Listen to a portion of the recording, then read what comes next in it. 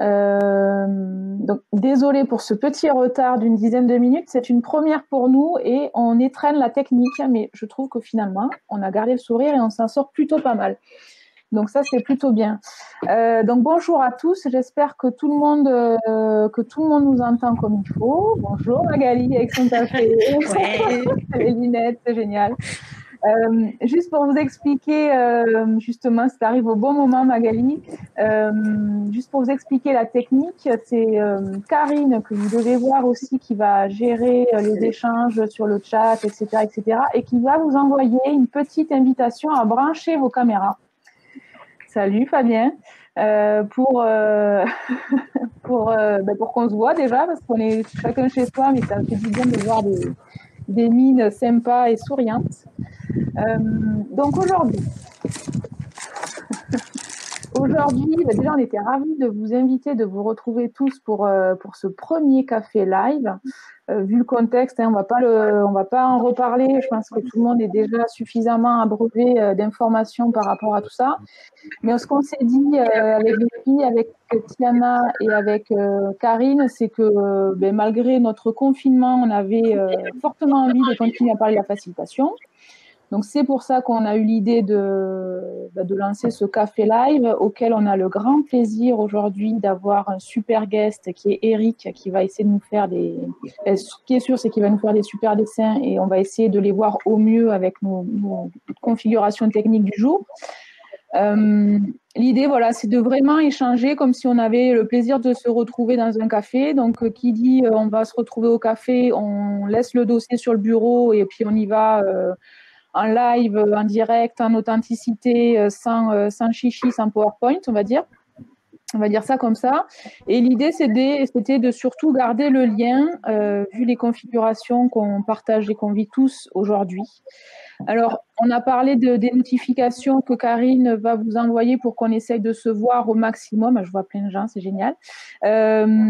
L'idée, c'est qu'on parle un petit peu au début, donc peut-être pour le confort de tous, j'espère que c'est confortable pour tout le monde, mais peut-être que pour le confort de tous, on va couper les micros, enfin, si vous pouvez couper vos micros, vous, au début, et bien entendu, les réactiver pour avoir votre retour d'expérience. Si vous avez des questions et si vous voulez parler, ce qu'on voulait vous proposer, si vous en êtes d'accord, c'est de faire un petit coucou à Karine dans le chat en disant j'ai un truc hyper intéressant à dire ou j'ai une question à poser.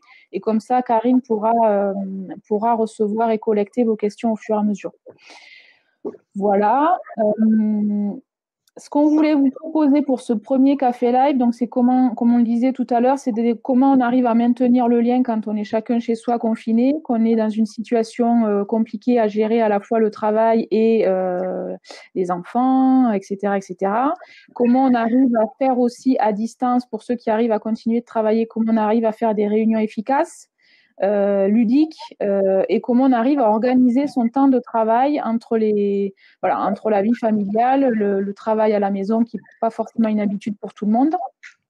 Donc, ce qu'on vous propose, c'est de vous partager nos retours d'expérience, comment nous on le fait, comment on peut en tirer des astuces aussi par rapport à notre expérience, à notre vécu hors coronavirus. Et puis, bien entendu, de vous laisser à la fin un grand moment de questions-réponses pour qu'on puisse échanger et qu'on enrichisse aussi les échanges. Voilà. Donc, pour commencer, Tiana, si tu veux bien, je crois que c'est à toi. Oui, bonjour tout le monde, je vous ai vu arriver au fur et à mesure, c'est génial. Alors moi, je voulais commencer par vous dire ce que j'ai fait moi, tout simplement. Et du coup, ce que j'ai commencé à faire, c'est vraiment de faire 3 espaces dans la maison pour travailler sur le lien. Puisque la première chose qui a commencé à nous manquer à nous tous, c'est d'abord le lien quotidien avec nos clients, avec tous les gens que l'on voit et que l'on a au téléphone en permanence, mais où on se rencontre aussi énormément puisque on anime des réunions et on fait des formations en présentiel. Donc, histoire de ne pas rajouter à cette distance physique une distance émotionnelle, finalement, le premier pour qui j'ai pris des dispositions, c'est le petit dernier. Et en fait, il faut imaginer la tête des parents quand j'ai commencé à les appeler pour leur dire que l'on pouvait faire des zooms de 40 minutes pour les enfants, puisqu'ils vivent en communauté du matin jusqu'au soir et c'était les premiers aussi à avoir besoin de se revoir et de se parler. Donc ça, c'est réglé. Je fais effectivement des zooms avec les enfants et ils appellent des copains et tous les jours. Voilà, c'est programmé. Ensuite, dans ma maison, on est deux à travailler et à rester en lien avec notre environnement professionnel. Donc, mon mari, de son côté, que là, par exemple, moi, j'ai envoyé dans le jardin parce que du coup, on est tous dans des configurations différentes. Et moi, j'ai décidé que je prenais le salon pour faire des lives et mon mari, il prend le jardin. Voilà.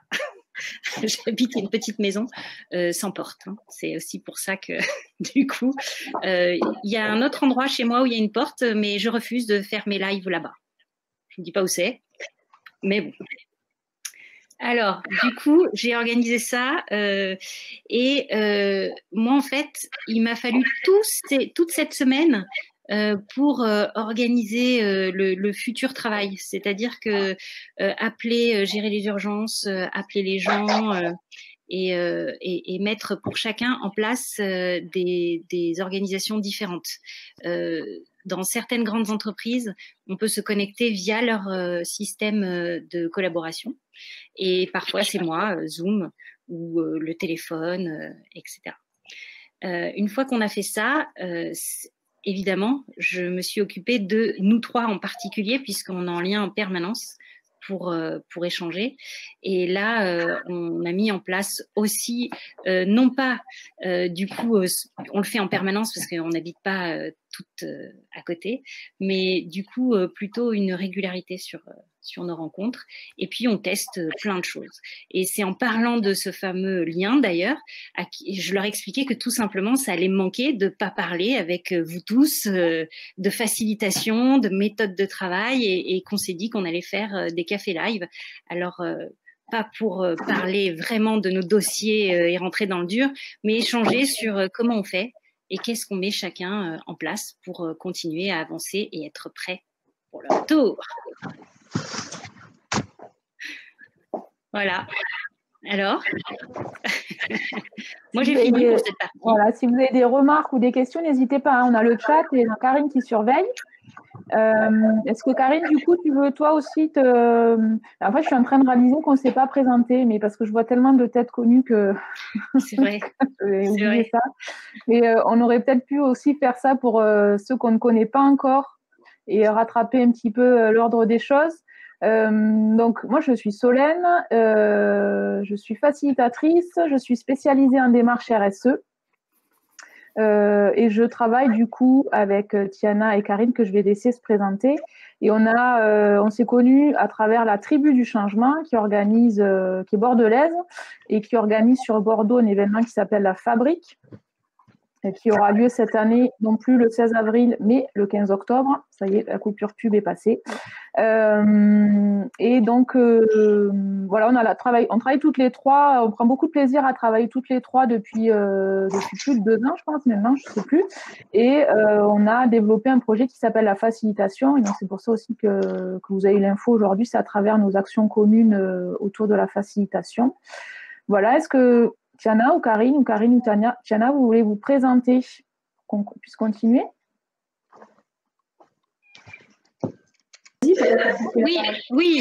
Oui, c'est vrai. C'est vrai que j'ai vu toutes ces têtes connues et je ne me suis pas présentée. Je suis donc facilitatrice aussi et je suis spécialisée dans tout ce qui est visualisation, la facilitation graphique, le sketch note, le management visuel, tous ces petits mots-là que vous avez déjà entendus. Et effectivement, on travaille toutes les trois autour de cette spécialité, la facilitation, sur laquelle on vient chacune amener nos spécialités. Voilà. Karine, je te laisse te présenter, puis comme ça, si tu veux enchaîner, tu avais quelques outils à nous partager. Ouais, complètement. Donc moi, je suis Karine Turcin, je fais aussi partie du coup de la facilitation et je suis facilitatrice. Moi, je travaille plutôt sur la gestion de projets collaboratifs. Voilà, c'est plutôt mon domaine de compétences. Et puis aujourd'hui, là, sur ce live, j'avais envie de vous parler outils parce qu'on voit passer plein de choses sur les réseaux, plein de recommandations, plein d'offres aussi promotionnelles pour plein de choses. Et donc, vous donner quelques tips pour les outils. Et comme je gère le chat en même temps, je peux vous dire que, par exemple, Claire nous dit qu'elle a utilisé Zoom hier en réunion à 70. Ça, ce serait chouette, Claire, que vous preniez un petit moment après là pour nous raconter comment ça s'est passé Zoom à 70. Et puis Magali qui nous raconte comment on utilise la PS4 pour être en lien avec des amis. Alors Magali, j'ai coupé ton micro parce que tu as la chance d'être dehors avec du vent dans les oreilles et du coup ça mettait du bruit, mais j'aimerais bien aussi que tu nous dises comment tu fais. Voilà, donc ça c'était pour le chat. Vous pouvez continuer si vous voulez à me laisser vos avis sur les outils. Moi je vais faire une petite manip, là je vais partager avec vous mon écran. Alors hop, on va voir si on a de la chance avec les outils justement. On devrait pouvoir le voir.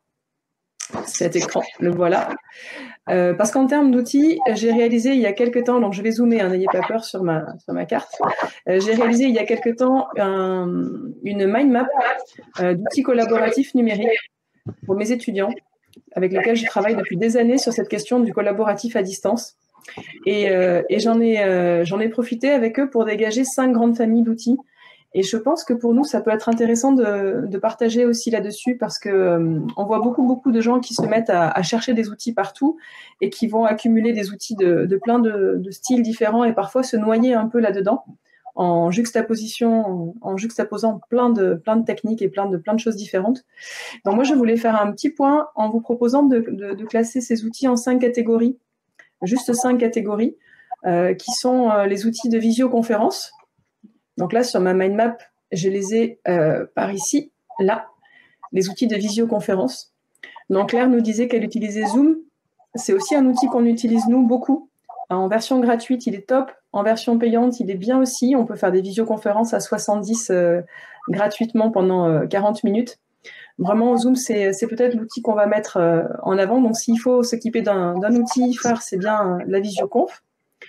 Ensuite, ce qu'on utilise nous avec Solène et Tiana et puis dans d'autres collectifs aussi, ce sont des outils de conversation en live, des chaînes de conversation.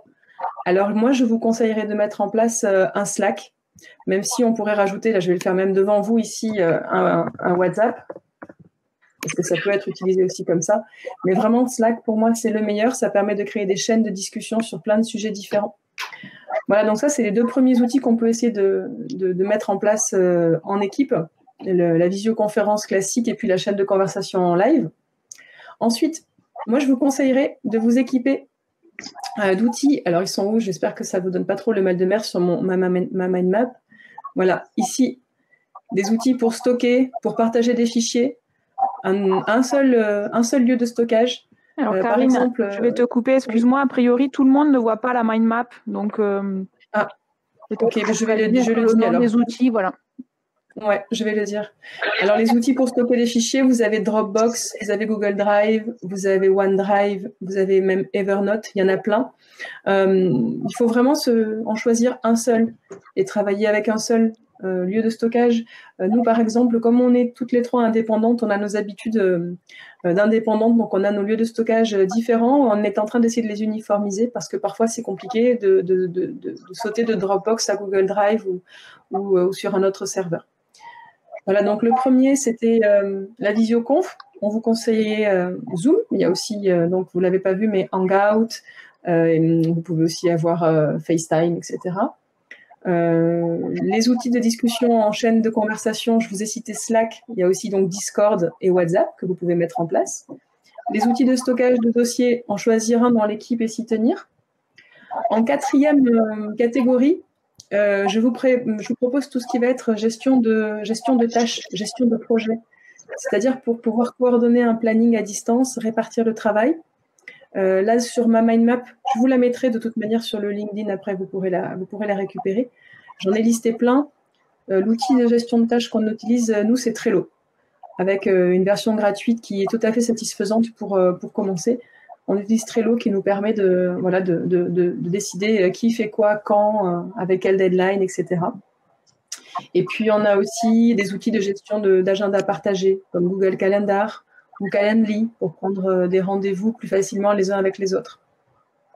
Voilà, donc ça, c'était la 4e catégorie. Et puis la 5e catégorie, ça va être la co-création de documents. Être bien équipé sur des outils en ligne pour écrire ensemble des textes, pour travailler ensemble sur des images, pour travailler ensemble sur des présentations PowerPoint ou Keynote. Il est important aussi d'avoir des bons outils. Bon, vous avez tous, vous connaissez, je pense, la suite de Google Drive. Vous avez la même chose qui existe avec OpenOffice, Framapad en ligne, qui est une version gratuite. Vous pouvez aussi aller sur Dropbox, qui avec Paper propose ça, ou encore OneDrive. Ça, c'est pour les bureautiques. Et quelque chose de moins connu, peut-être, qui peut vous être utile pour faire des brainstorming à distance ou co-créer des listes ou travailler ensemble sur un même sujet, ce sera des tableaux blancs interactifs collaboratifs. Je pense ici, par exemple, à DrawChat, DRAWCHAT, ceux qui n'ont pas la carte sous les yeux. Klaxoon aussi permet de faire ça. Vous avez draft.io. Donc, ça fait comme un tableau blanc sur un mur, sauf qu'on peut écrire à plusieurs et c'est en ligne. Voilà, donc je voulais partager ça avec vous. Et puis, avec vraiment la règle qu'on essaie de se fixer, nous, c'est-à-dire, attendez, je vais arrêter le partage ici pour pouvoir vous retrouver, c'est-à-dire d'avoir un kit fixe, de se mettre d'accord sur ce kit de départ, en fait, qui remplit un peu toutes les fonctions en équipe, et de ne pas multiplier d'autres outils, de ne pas essayer de tester plein de choses partout, dans tous les sens, parce que ça, c'est à devenir fou. Mais d'avoir un kit fixe d'outils, de former tout le monde dessus, avec des tutos sur YouTube, il y en a plein, et de créer des habitudes avec.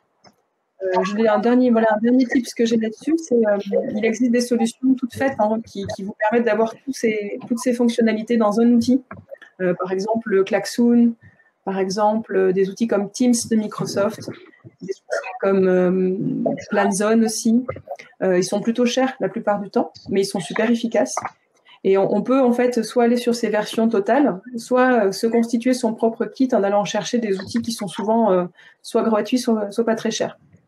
Voilà. Et un dernier truc, il existe un site internet, un blog super bien tenu qui s'appelle outils collaboratifs au pluriel.com. Je vais vous le mettre dans le chat. Où le garçon qui fait ça, je me souviens plus son nom là tout de suite, mais il tient à jour en fait toute l'actualité des nouveaux outils collaboratifs. Et donc tous les jours ou toutes les semaines, il y a des nouveaux outils qui arrivent. Et moi, c'est comme ça que depuis des années, je le suis et que j'ai récupéré quelques pépites que j'ai mis dans ma toolbox en fait. Voilà, c'est bon pour moi pour les outils. Alors justement, il y a Shiva qui te pose une question, mais on en reparlera peut-être tout à l'heure. Moi, je voulais juste terminer avec quelques petites astuces que certains d'entre vous doivent certainement déjà pratiquer, mais qui marchent encore mieux ces temps-ci. Quand on est à distance comme ça ou qu'on a moins l'habitude de se voir, moi, je préconise surtout, comme disait Karine, de ne pas multiplier les outils, mais aussi de ne pas multiplier les messages pour éviter d'être dans une overdose de notifications, de mails, de téléphones qui bipent, de messages de répondeurs, etc., etc. La petite astuce, et c'est ce que nous on fait aussi, c'est de s'accorder plutôt, comme quand on fait des méthodes agiles, hein, se réunir 15 minutes, 20 minutes, une demi-heure tous les jours, et faire un point sur ce qu'on a fait la veille, ce qu'on va faire le jour J et ce qu'on attend pour le lendemain, plutôt que de s'abreuver tout au long de la journée de notifications où on peut vite, ça peut être vite dérangeant. Voilà. Après, par rapport à notre organisation quotidienne avant la crise et qui s'avère aussi très efficace en cette période tendue d'un point de vue sanitaire, c'était d'organiser son temps de travail et de vraiment dédier des plages horaires à des travaux focus où on est concentré, on n'est pas perturbé, on coupe tout le téléphone, Internet, etc. et on est focus sur un dossier pendant 1 heure, 1 heure et demie, maxi 2 heures. Et après, on alterne avec des sessions, ce qu'on peut appeler multitâches, où on répond à des messages, on répond à des appels, on fait autre chose, mais on change de rythme, en fait. Ça permet aussi ça n'a l'air de rien, parce qu'on le fait 1 jour, 2 jours, 3 jours, mais on se rend compte, en fait, qu'on tient dans la durée. parce que il faut pas aussi s'épuiser ou rester énervé, pas rester énervé, mais justement ne pas arriver à s'énerver après ses enfants ou après tout le reste parce qu'on est épuisé, on n'arrive pas à gérer tout ça. Et du coup, essayer de se planifier ces temps-là et de s'organiser.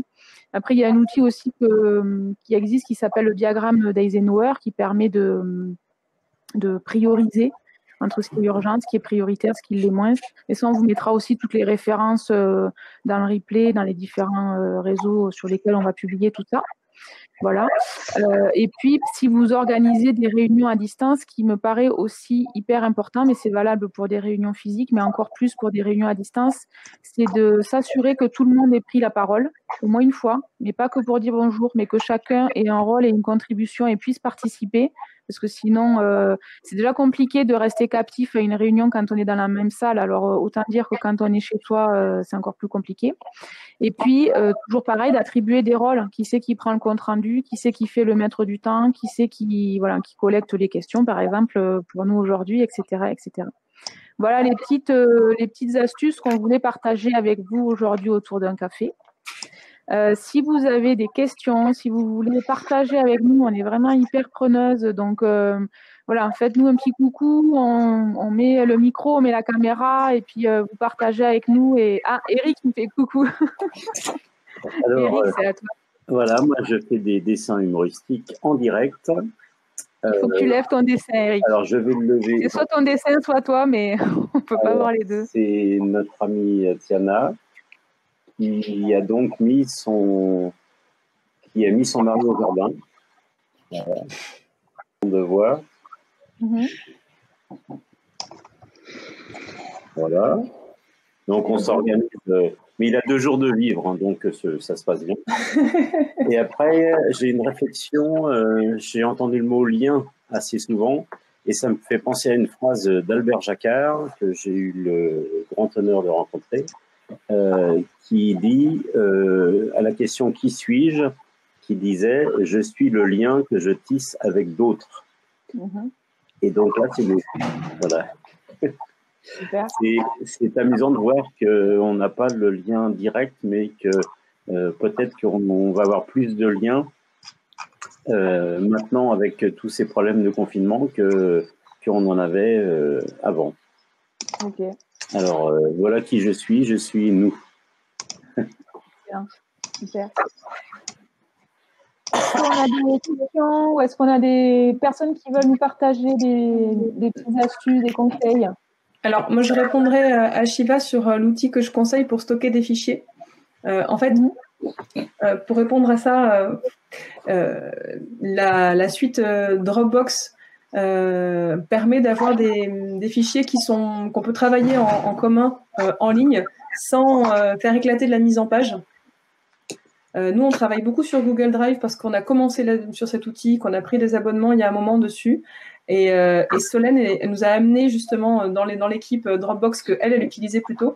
Et en fait, on navigue entre les deux et quand on voit les résultats, d'un point de vue stabilité de la mise en page d'un fichier PowerPoint ou d'un fichier Word sur lequel on a bien travaillé, etc., Dropbox est plus fiable là-dessus. Mais après, tout dépend aussi des coûts et du budget que vous êtes prête à y mettre, parce que tout ça, la version gratuite est souvent un peu petite, c'est-à-dire qu'on a 15 gigas, je crois, gratuits sur chacun, et après, il faut payer.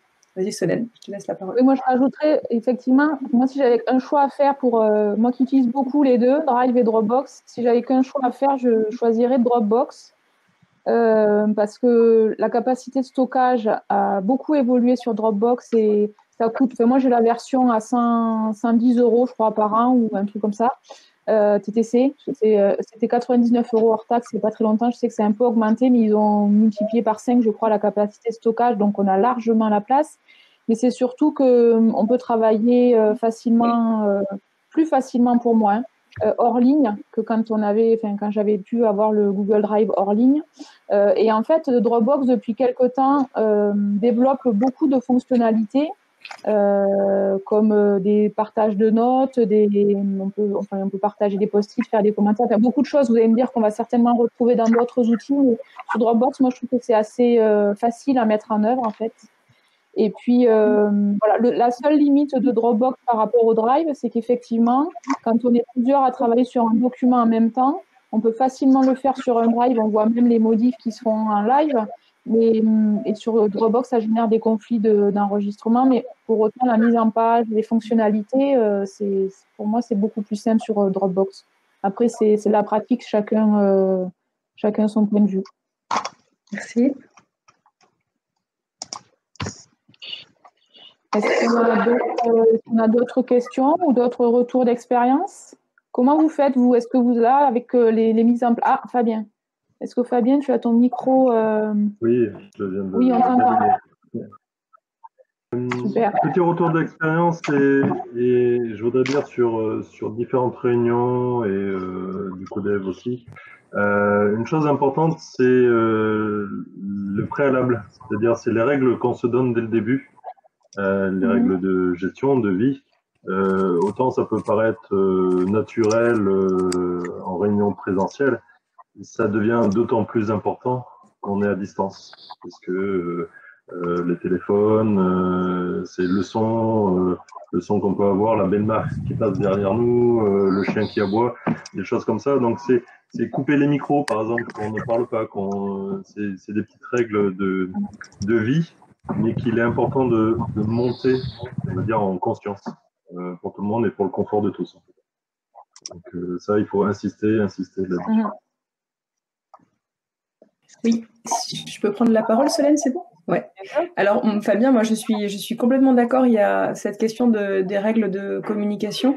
Solène disait tout à l'heure de donner la parole à tout le monde. Et il y a quelque chose qu'on fait aussi de façon assez naturelle quand on est en réunion physique, c'est qu'on attribue des rôles, en fait, dans la réunion. Par exemple, là, on s'était dit aujourd'hui, c'est Solène qui va faire le chef d'orchestre, l'animatrice. Moi, je m'occupe du chat et puis je surveille un peu le temps qui passe aussi parce que on a dit qu'on s'arrêtait à 15h. Et je crois que c'est important aussi quand on fait une réunion, enfin, après, j'aimerais bien qu'on parle aussi de la réunion à 70, mais je sais plus si Claire est là. Elle a dit je crois qu'elle est peut-être partie faire quelque chose d'autre. Mais, c'est-à-dire avoir des rôles clairs dans la réunion, c'est-à-dire quelqu'un qui s'occupe des fichiers, par exemple, qu'il faut mettre à disposition au fur et à mesure, quelqu'un qui s'occupe de la gestion du temps, quelqu'un qui va s'occuper de la répartition, et puis même mettre de la facilitation dedans, hein, avec ce que disait Solène tout à l'heure, avec des outils en fait de facilitation.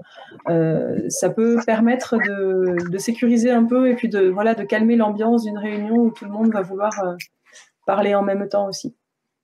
Donc ça, c'est pas mal, le maître du temps, comment on appelle, le facilitateur, le maître du temps. Ouais. Après, il y a un outil aussi qui est sympa, qu'on utilise en réunion physique et qu'on peut très bien faire quand on est tous connectés avec nos vidéos, mais il faut que tout le monde ait la vidéo, c'est le rôti. C'est quand on fait je suis d'accord, ou 5, je suis complètement d'accord, ou 1, je suis pas du tout d'accord. Voilà, comment on arrive à voter tous en même temps pour éviter les tours de table qui peuvent être trop longs et pas très, très agréables aussi en réunion. Je crois que Magali, tu voulais dire quelque chose ? Non? Ah, ok, parce que je t'ai coupé le micro parce qu'il y avait du vin. Alors je me suis dit, ça y est, Magali branche son micro parce qu'elle veut nous parler, mais non. Ok. Est-ce que Shiva, ça va mieux? Oui, ok. Bon, ben super. Alors Shiva, pas d'inquiétude pour le dessin pour la mind map de Karine. On remettra tout avec la vidéo. Il y aura pas de, tout sera disponible. Il n'y aura pas de souci par rapport à ça. Super. Est-ce que Karine, on a d'autres questions ou pas dans le chat? Est-ce que d'autres personnes veulent partager quelque chose? Alors, il faut que tu branches ton micro, Karine. En train de remonter, c'était Claire qui nous avait parlé de la réunion Zoom à 70. Est-ce que Claire, tu es encore là? Et je crois que Claire, elle a dit je dois aller sur une autre réunion. Donc, voilà. Ça sera peut-être pour une autre fois. Ça aurait été sympa. Donc, je regarde la suite. Non, je crois que pour l'instant... Est-ce qu'il y a des sujets que vous aimeriez bien qu'on discute, pas forcément aujourd'hui, mais si on devait renouveler l'expérience, est-ce qu'il y a des sujets que vous aimeriez bien qu'on mette en avant, qu'on aborde voilà. Ça vous ferait plaisir qu'on discute là-dessus, qu'on invite certaines personnes à échanger avec nous? Est-ce que vous avez des idées par rapport à ça? Parce que par exemple, je sais que Fabien pratique le codev à distance, donc ça aurait pu être sympa de, je sais pas, hein, je lance l'appel comme ça, mais de faire une réunion, pourquoi pas, sur cette thématique-là et de voilà, nous faire un retour d'expérience. Oui, Tiana. Oui. Magali, elle a IKEA 5, elle a bien compris le rôti. Oui, en fait, moi, ce que je voulais partager avec vous, c'est que rien dans mon activité à ce jour-là n'était prévu et n'était mis en place pour passer du jour au lendemain tout ce qui était en présentiel en version numérique, live, comme ça, en vidéo. Et pour autant, depuis quelques jours, tous les clients, toutes les personnes avec qui je suis en lien, on s'appelle et on a prévu, non pas tout de suite parce que c'était pas possible, mais dès la semaine prochaine, d'imaginer tout ce qui est possible avec ce que je peux avoir chez moi et tous les outils qui sont en ligne. Par exemple, toutes mes formations visuelles qui ne se faisaient que en présentiel, eh bien, on a une caméra, je vais me débrouiller avec des papiers, avec des planches, avec ce qu'on voit dans mon dos, etc. Et ce que je veux dire, c'est que on est à un moment où on n'était pas, j'imagine que comme moi, certains n'étaient pas tous prêts et n'avaient pas prévu tout ça. Eh bien, en échangeant et en travaillant ce lien avec toutes les personnes avec qui je suis en lien, eh bien, on décide d'essayer comme ça aussi, avec ce qu'on a sous la main, des cahiers, des feuilles, des papiers. On va essayer. Ce qui nous importe, c'est de garder justement une dynamique comme ça dans nos échanges. Et ceux qui avaient des formations en présentiel, bien sûr, ils sont déçus et moi aussi. Mais on va essayer d'improviser quelque chose. Donc, au fur et à mesure, eh bien, ça va devenir plus professionnel et voilà, parce qu'on va tester différentes choses. Je verrai ce qui marche et ce qui ne marche pas. Mais comme dans les deux sens, aussi bien moi que eux, on est prêt à tester juste pour avoir le plaisir de le faire quand même, ça va le faire. Donc, c'était un petit message aussi pour ceux qui se disent « mais moi, j'ai jamais fait, je suis pas prête, etc. » Franchement, c'est pas grave, on essaye. Les enfants, quand ils se parlent dans le fond de la chambre, ça ne leur pose aucun problème. Ils y arrivent. C'était vraiment pas prévu pour eux de pas aller à l'école en ce moment. Ils y arrivent. Et ben moi, je fais pareil dans le salon avec tout ce qui me tombe sous la main. Donc, vraiment, vous aussi, essayez. Ça ne coûte rien, ça va être sympa, on va avoir plein d'expériences. Ouais, je pourrais compléter avec une expérience que j'ai là en cours. C'est que moi, une de mes activités, c'est d'enseigner dans des écoles de commerce. Et j'ai des oraux à faire passer mardi. Des oraux de groupe. Donc, j'ai 6 heures d'oral normalement prévues avec des étudiants. Et je me suis dit, j'espère qu'ils sont pas là parce qu'ils vont se vexer sinon. Mais au début, je me suis dit, bah, ça va aller. Ça va être super facile, ils vont se connecter, ils sont toujours connectés pendant mes cours, ils font que ça, ils sont connectés. Et là, c'est la panique totale. Ils sont totalement affolés. Comment on va faire pour faire l'oral en ligne? Comment on va faire, madame? Qu'est-ce qu'il faut faire? Qu'est-ce qu'il faut utiliser? C'est la grosse panique, en fait. Donc, ça me fait beaucoup, ça me fait rigoler parce que je vois plein de grands-parents, de parents, de quinquas, de cadras qui sont super à l'aise en fait avec tous ces outils-là, qui mettent leurs enfants, tu vois, comme Tiana sur sa tablette et sur les outils. Et j'ai mes étudiantes de 20 ans qui sont un peu perdues. Donc voilà, ça c'était pour la côté, la petite blague. Et en fait, pour arriver à les remettre dedans, je leur ai fait un tuto. Je me suis filmée avec l'écran pendant 5 minutes. J'ai fait un tuto sur comment on peut utiliser l'outil. Du coup, on va faire l'oral en visio avec Zoom. Ils vont se connecter en équipe et puis je vais leur faire l'oral comme ça. Donc, je leur ai fait un tuto avec 5-6 slides. Voilà, vous cliquez là, vous cliquez là, vous cliquez là. Et puis, on va se connecter en mode conférence comme on est en train de faire pour la base, comment ça va marcher. Voilà, quelques minutes, enfin peut-être la veille, peut-être lundi soir, pour les rassurer en fait, pour voir si cet oral il se passe bien ou pas. Mais je suis bien preneuse de vous raconter comment ça va se passer, mes 6 heures d'oral avec des étudiants partout dans le monde, parce qu'en fait, ils étaient en stage à l'étranger, donc ils sont partout, quoi. Ils sont partout dans le monde et ils vont tous se connecter en même temps là pour passer leurs examens. Ok, super. Moi, je voudrais dire quelque chose. J'ai défini mon rôle dans le... Ça y est, c'était un peu difficile, mais donc... on voit pas. Bah voilà, il le arrive. rôle est très clair. On voit pas la suite. Ah, dis-moi, c'est le suspense. C'est comme le cinéma, la citrouille. Donc voilà, j'ai cherché longtemps, mais finalement, je suis un bouffon. Et j'ai un message personnel à l'une d'entre vous. Voilà, alors c'est Tania, il y a ton mari qui t'appelle.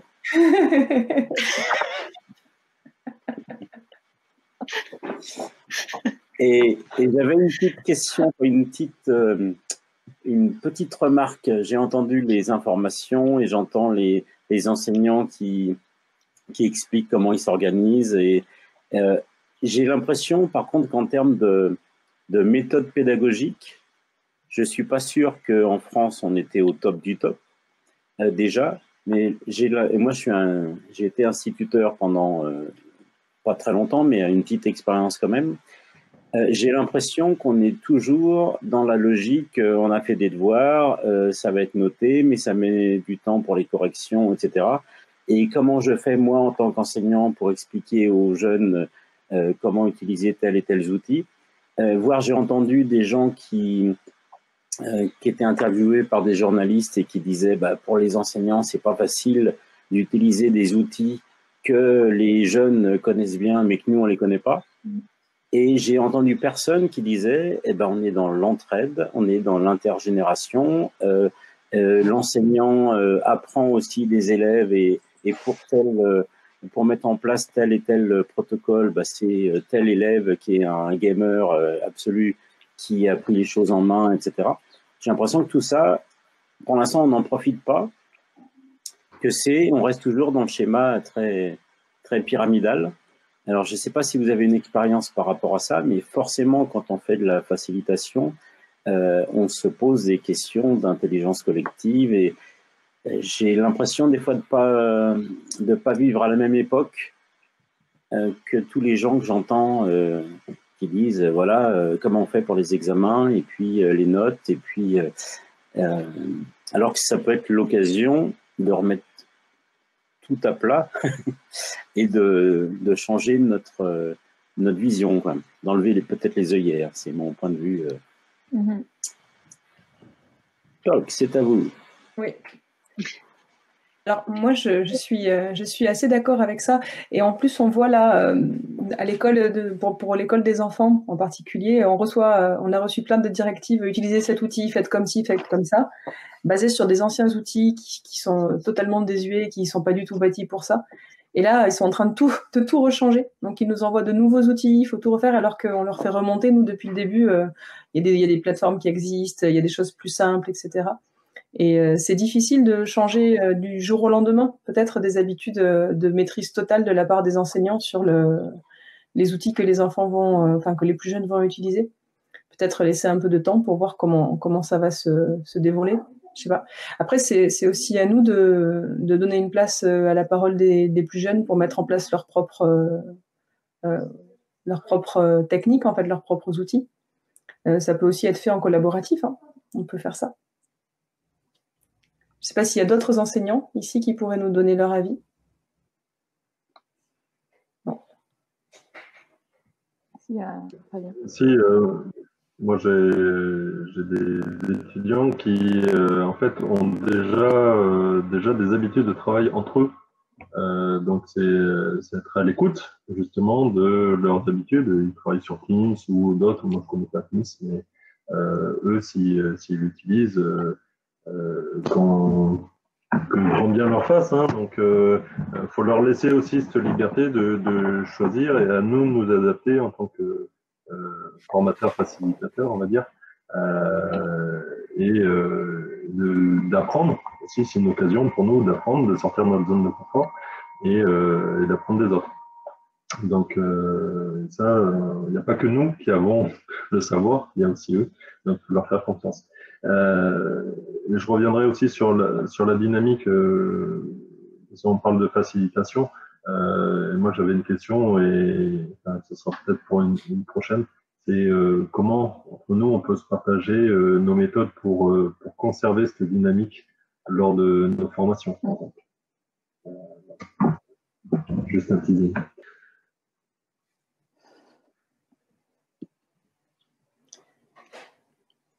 Ah, Solène? Oui.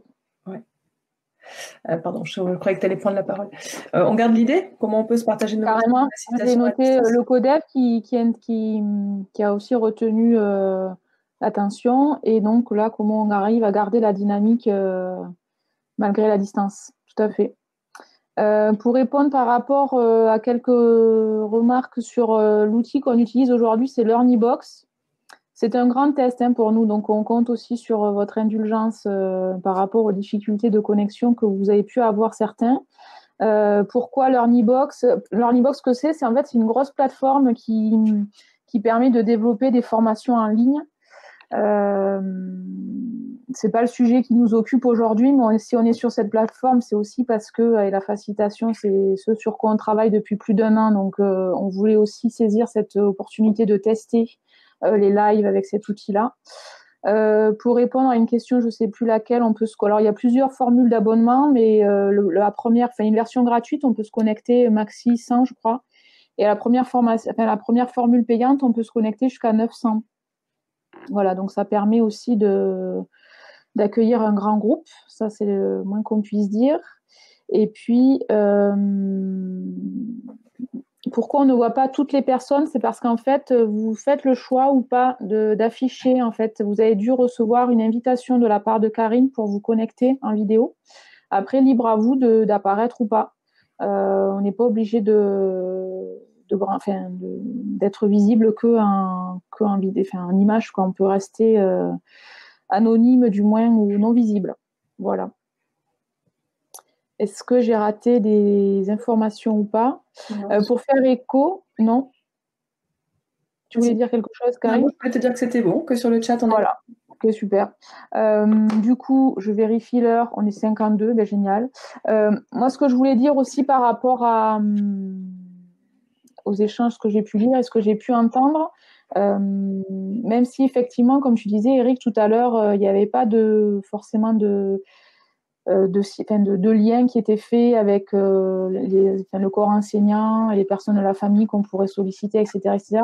Moi, j'ai trouvé quand même que pour avoir donné des cours aussi à des étudiants en école de commerce qui sont chamboulés parce qu'on ils sont pas habitués à ça, pour autant ils maîtrisent mieux que nous les outils informatiques. J'ai trouvé que quand même le mérite de cette adaptabilité qui nous est demandée, c'est de recréer, d'améliorer un peu le lien qu'il y a entre nous.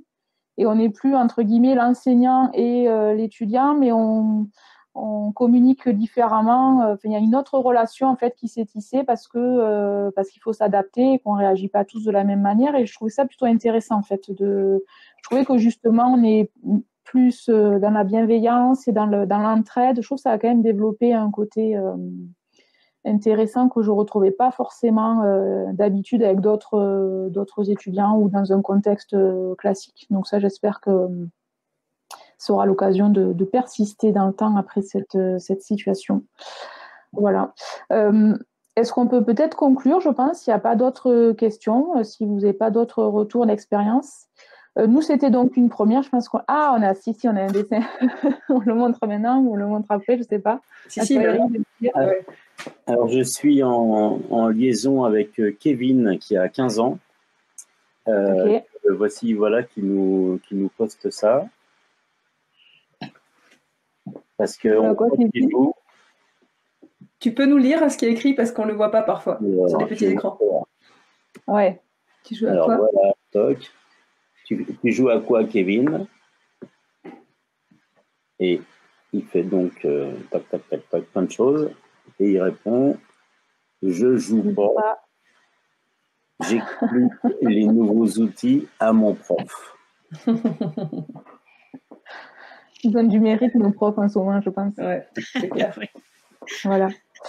Je pense qu'on peut conclure, si c'est OK pour vous. J'espère que vous avez passé un bon moment. Vous avez pris du plaisir aussi à partager ce premier café live avec nous. Qui dit premier dira... Merci. Ah oui. Qui dit premier dit deuxième et troisième. Donc, Dans notre idée, on voulait vous en proposer un incessamment sous peu, pourquoi pas vendredi prochain par exemple. On va revenir vers vous très très vite sur les réseaux pour vous tenir au courant, pour vous transmettre les supports, les super dessins que nous a fait Eric en live, les supports que nous avait préparés Karine. Et puis voilà, on espère que vous avez passé un bon moment et qu'on va vous retrouver très très vite. C'était très sympa en tout cas de vivre cette expérience avec vous. Ouais, c'était très sympa. Merci. Oui. Et une dernière question. Tout à fait. Est-ce que notre conversation elle est enregistrée? Donc on va les gens, je pensais notamment à notre amie oui. Anne-Laure qui entend mais ne voit pas. Donc elle pourra exactement. éventuellement. En fait, c'est enregistré, donc il faut qu'on voit ça avec notre super directeur technique.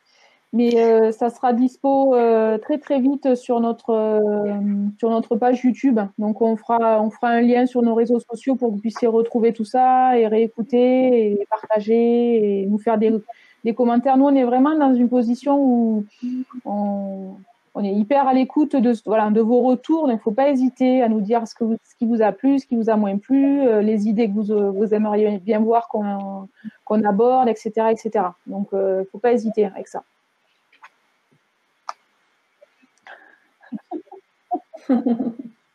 Bon alors, Anne-Laure, si tu nous entends toujours, tu essayes tu tapes 2 fois si tu nous entends.